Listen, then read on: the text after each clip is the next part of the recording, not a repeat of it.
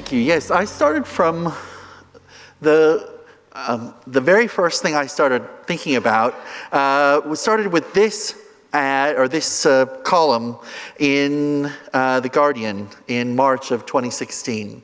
And it was, me, are we living through a narcissism epidemic? So I thought, well, that's interesting. Maybe I'll do a little search. And I found that all of the major news outlets are doing specials about narcissism these days. And in fact, I've got up here a whole variety of photos from people who have been implicated as narcissists out there. I mean, goodness gracious, even Miss Piggy, people are saying is a narcissist. And it really struck me because at that point, I had not long before that had a PhD student, Wiley Wakeman, come to me and say, we need to study narcissism. So I'm like, wow, okay, so it's in the news. I've got a student who's saying it, and he's saying, where does narcissism come from? Why do we tolerate their bad behavior? How do they keep getting leadership roles? You can spot them from a mile away, and yet we get them anyway. Okay, and all the stuff that we think of as negative. So take a little journey with me about what we've learned in narcissism here, and where to begin, I think, is this. Think, first of all, about yourself. First, how good are you at driving a car? How good are you at solving everyday problems? How good are you at working in a team? Okay. Think, are you above average, below average? What do you think? Well, it turns out that the vast majority of us on these type of questions, some 90% plus, think of ourselves as above average on driving cars, solving problems, working in a team. And you think, wow, okay. So many of us have a little bit of this overconfidence problem, and maybe this is a bad thing. And indeed, many of us are, engage in this. Even if we're a cat, we look in the mirror and we see the lion. Maybe that's a bad thing. Well, it turns out it's not an entirely bad thing. If you have confidence and you are a little bit overconfident, it encourages you to be able to give a talk, stand up for what you believe in, be active in doing things that you might not otherwise take on. So it helps us build our self-efficacy and our confidence, helps us do things that wouldn't otherwise happen. So maybe it's not a bad thing. And in fact, our teammates, our coworkers, our friends who overestimate their prospects in life tend to be likely to be willing to show risk or take risk, show a desire to win, come across as competent. They're also seen as leaders and leadership material. They're much more likely to be selected as leaders. They are also, of course, more likely to be a narcissist. Okay? So they're more likely, as I say, to be elected as leaders. And in fact, most of the people we think of as narcissists have a degree of charm and confidence that we find appealing, which is why we select them into leadership roles. But what is narcissism? Well, the American Psychiatric Association refers to narcissists are those who maintain a grandiose view of who they really are. Now, the idea first was put forward by Sigmund Freud, and his argument was that their self-view is wildly different from the actual view. And actually put these two ideas together, that's a pretty good way of thinking about it. No matter how good they are, they always think they're way, way, way better than what they actually are. So if you have that kind of self-importance, you're likely to feel like you really are special. You should be treated in a very special way. You might be a little pompous and arrogant. Okay? And those are the kind of things that we associate then with narcissism. So if we think about all those negative things, this downside to narcissism, they don't listen very well because they have a very strong view of what they want. They lack empathy. They don't really empathize with the average person or anybody else. They respond poorly to setback. If you criticize them, they'll just fire back at you and say you're not worthy. And they constantly focus on their own status. The most important thing in the room is how I look and how I am. Now, here's some notable examples from history of the world of work. Lee Iacocca, who was Chief Executive Officer of Chrysler Corporation. His book title is, Where Have All the Leaders Gone? There should be more of them like me. Or other famous narcissists, people like Al Dunlap. Mean Business, How I Save Companies and Make Good Companies Great. Nothing like a little bit of, confidence there, right? And in fact, here's the conundrum. That is this. In business, government, sports, any other kind of arena in life, people will put up with an incredible degree of self-serving and obnoxious behavior on the part of narcissists, as long as the narcissists continue to perform at a high level. This is actually part of a larger quote from very well-known psychologist, personality psychologist, Dan McAdams, and he makes this point: Steve Jobs was, in his opinion, every bit Donald Trump's equal when it comes to grandiose narcissism.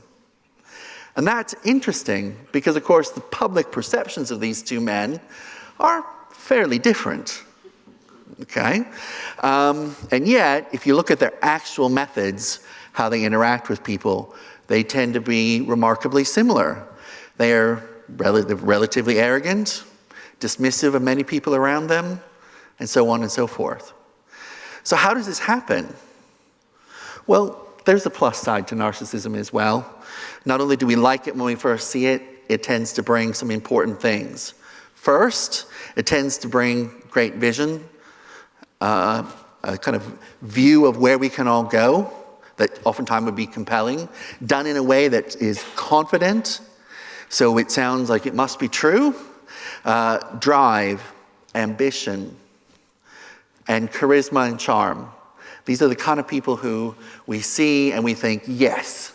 And especially in troubled times, such as these, when lots of people are looking for clear and strong leadership, narcissism and narcissists can be pretty appealing. And in fact, here's a good example of perhaps some of the upsides of narcissism. Many of you will know this face, Jack Welch, who was CEO of GE. But what's interesting about this guy is all of those upsides seem to be what we remember, and we don't seem to remember, particularly in those early years, he was known as Neutron Jack because he was like a neutron bomb. Okay? A neutron bomb kills all the people and leaves the building standing. Okay? And that was the way people thought about him. He started in 1980 with over 400,000 employees, and within a few years he was down to less than 300,000 employees. His mantra was, don't tolerate bureaucracy, blow it up. Okay, and so on and so forth. He was quite controversial in those early days. All right, but let's talk first about how to spot a narcissist, and then we'll talk about how to deal with narcissists who might be there. So what I find helpful is understanding first the difference between at least a couple of types of narcissism. The first one is agentic narcissists. These are the classic Al Dunlap, Chainsaw Al, Lee Iacocca, Steve Jobs type of narcissists. They love having control and authority over people. They love to dominate conversations. They genuinely believe they're better than the rest of us. I mean, don't just believe, they know. There's no question in their mind. Okay? The best way to know whether one of these is in your team is just to simply ask them. It's very straightforward. Are you a narcissist? And you know what most of them will say? Yeah, but it's okay. It's justified. Okay? I'm very tempted to ask people in the room are you a narcissist here? And I want to contrast that with this, which is communal narcissism, which is I'm the best helper, I'm the best group member, I support everybody. This whole team would not function without me holding everybody else up. Okay, so it's still narcissism. It's still this grandiose view that you are the one and the only and the true core to this group, but it's much more focused on doing it through helping. So they will answer yes to questions like, I am the most helpful person I know. I greatly enrich the lives of other people I touch. Okay? So, if you look, you'll see, and it's important to understand these distinctions, particularly this distinction in narcissism, because you treat them in pretty different ways. So how do you work with a narcissist? Well, let's start with the agentic narcissist. First thing to realize is you should never assume that they're going to change. They are absolutely confident in who they are, and if you give them negative feedback, they very quickly will turn it on you and criticize you as being unworthy of being able to issue that feedback. And to be perfectly honest, no matter how much negative feedback you give them, they're never going to go seek help, because you don't go seek help when you think you're wonderful, right? So you can yell and scream and give them lots of negative feedback. You can feel moral outrage at them. And it might make you feel good, okay, to say it, but it's unlikely to have any real impact. So, what do? Well, a couple bits of advice on agentic narcissists. First, find the right role. So what's the great and best place to be able to drop them in a particular role around you? Now, by the way, you're going to have to make this decision, or when you can, to make this decision, because as a narcissist, they will believe every time is the right time, every role is the right role. Okay? What is the actual best role for these people? Blow it up. Okay? You have a group, you have a function, you have an organization that is just not working. This is the kind of thing that they're really great at. They will rethink it. And they will have no concern about all the negative feedback that's likely to come by blowing it up. Okay? Now, let's assume that perhaps maybe you don't want it blown up and there is a narcissist running the team. What's the way to deal with it then? Well, the way to deal with it then is to try to understand why the other people around them are supporting the narcissist, to work with them, and to try to help make the system work so that they don't support the narcissist anymore. That in fact, the only way to deal with that narcissist in that position is to essentially for their support to drain away if they believe that the current system does not warrant being blown up. All right, let's talk about communal narcissism now. 3 bits of advice here as well. First, they don't have to be in a formal leadership role. And in fact, it's better if they're not, because they'll tend to suck up too much of the air around you. So their best role is one of helping. And building on that theme, you want to encourage them to share resources, build relationships with other people. The more people they feel connected to, the more people they're going to help. And that will benefit the entire group. Third, I want to be able to manage the conflict that's going to come, though. Because if they believe they're the best and most important helper in the world, and somebody else helps and they want a little bit of credit, they're going to find it quite difficult to actually share any credit for doing something. So, as a team leader or someone in your team, you're still going to have to manage around them. But it's more manageable than a classic agentic narcissist is. So, I began this talk, and the title is, Do Narcissists Have a Role in Bettering Organizations? And the short answer is, yes, but. Okay? Like any form of leadership, it has its time and its place. Get it right, you get reward. Get it wrong, you're going to suffer. Okay? And an agentic narcissist will want to be blowing things up, rethinking everything, okay? And that is a perfect role for them, probably not any other role.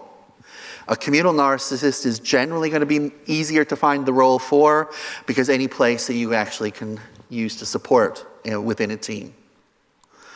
And I'm thinking, as I look back over my journey over the last, say, 15 months or so on narcissism, what I remember is that we all have a little bit of the narcissist in us, that it's adaptive for facing the world.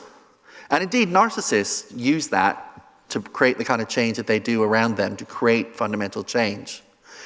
But you have to remember that you cannot treat particularly the agentic narcissist in your team like a normal human being. Okay? Criticism and feedback might make you feel better, and even moral outrage might make you feel better. Unlikely. It's like water off a duck's back. It tends to just flow right off. So instead, you need to focus on the rest of the team. Why is it that they support this person in that role? Why is it that they believe that blowing the system up is a good idea? What you need to do is to try to make sure that that system does work for everybody in the team. If it does work for everybody in the team, the support for that narcissist is going to melt away. Thank you.